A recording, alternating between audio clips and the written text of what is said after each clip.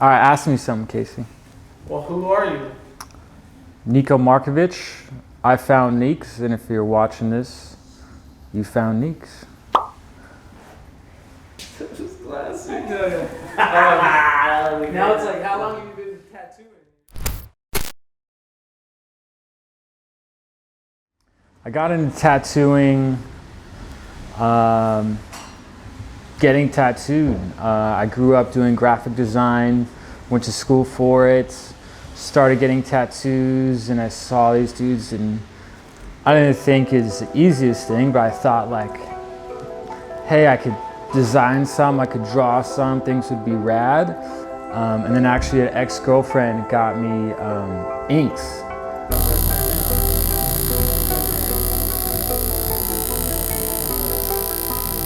And so I had all these inks sitting there, and then it's like, well, I'm not gonna let these go to waste. So I bought a tattoo machine on eBay, started stabbing some friends, and you know, wanted some weird, wacky stuff. And then more and more people saw my work, started hitting me up. And one guy that I was fortunate enough to get tattooed by pretty frequently saw what I was doing, kind of slapped me on the wrist a little bit.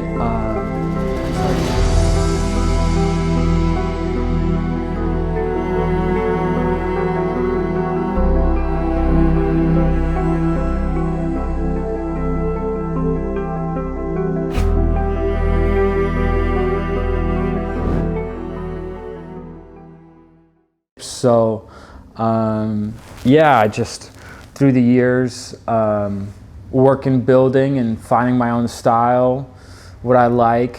I have a big influence, not really, but I know some people in the car world, the car industry of things, and, you know, meshing designs with car designs and trying to create original stuff.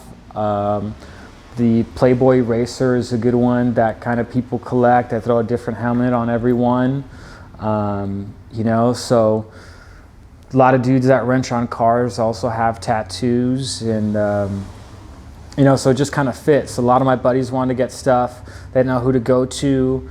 I was always kind of the art and design guy, and I don't want to say things fell in my lap, but I definitely pulled the table a little bit closer to me. Started out doing more traditional stuff, bold lines, heavy color, and then I think more recently I've been leaning to fine line, black and gray. And I think it's more of an LA thing now, to where, you know, it's not so much how much space you can cover in a short amount of time, it's, you know, how much detail you can fit into a small space, and those traditional ideas of, hey, you know, it's not gonna hold or it's not gonna last as long, it's kind of out the window. And now people have these tattoos that have gone the time, have gone 10 plus years.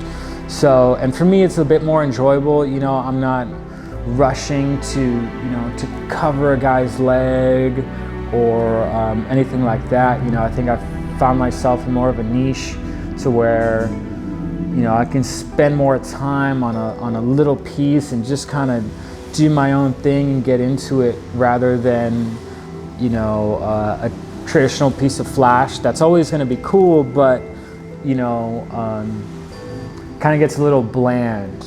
So I always think it's cool when, you know, you see some people's tattoos and they're very bold and they're very, you know, thick line, and then next to it you would see, you know, like a Neeks piece, and, you know, just a little thing with, you know, you can have a skull that covers your whole forearm, but then you can have a skull that, you know, is the size of a quarter, or, you know, the size of $1 or whatever. But yeah, you know, I think the smaller ones, more intricate, are always a little bit more fun.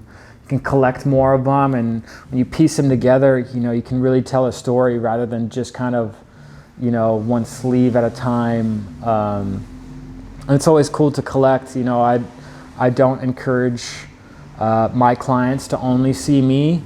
I think, hey, if you go around and you're collecting from some of the best artists, I think it's awesome. I'm by no means one of the best artists out there, but, you know, people recognize what I do, and, you know, they think it's cool and they want to have a piece of it on them for the rest of their life. You know, That's what I'm looking for. You know, I don't want to do, you know, crazy realism. That's always, you know, like I'm an oil painter or anything, but I want to do stuff that's rad, that people look 2 times at and, you know, did that guy really put that on his body? Is that really, you know, some wacky stuff? You know, I think it's always cooler, you know, when somebody's wearing a Playboy bunny helmet, like, oh, you'd get that, but then the people that are rocking these on them are always stoked to have it, stoked to show it off. So,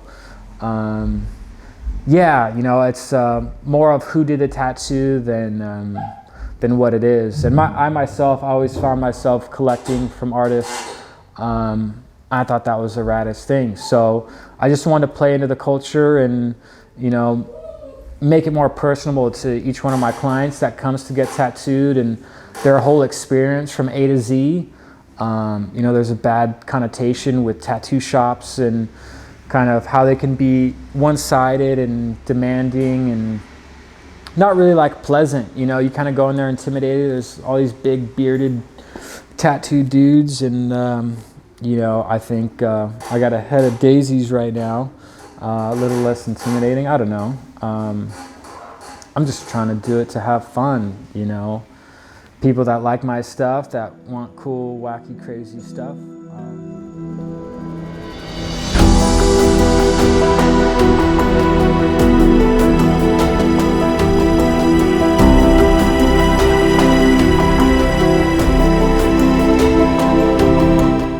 I think cars and tattoos is not a similar satisfaction when doing, but you know, when you're building a car over years and years and you're investing your time, your money and your effort and you're going for a certain look or performance, whatever it may be, whatever kind of style you're into, it's really rewarding to see the end product and whether it be drive it or show it in that regards. And to do that in that same sense with tattooing is, you know, I could spend, you know, 5 hours on artwork on somebody and then, you know, just show up and do it, and another 5 hours to put it on somebody's skin and it's on them for the rest of their life is also really rewarding, you know. So I think that same satisfaction of, you know, building something or creating something and, you know, having somebody else show an appreciation for it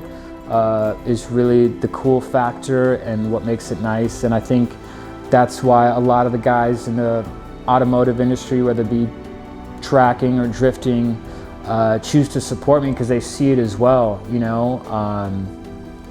You got tattoo artists that charge $300–400 an hour, you know, but some of my buddies would rather come to me just because they like the style, they like, you know, what I'm doing in the process. So I think more about, you know, the culture, making it personable, making it a memory,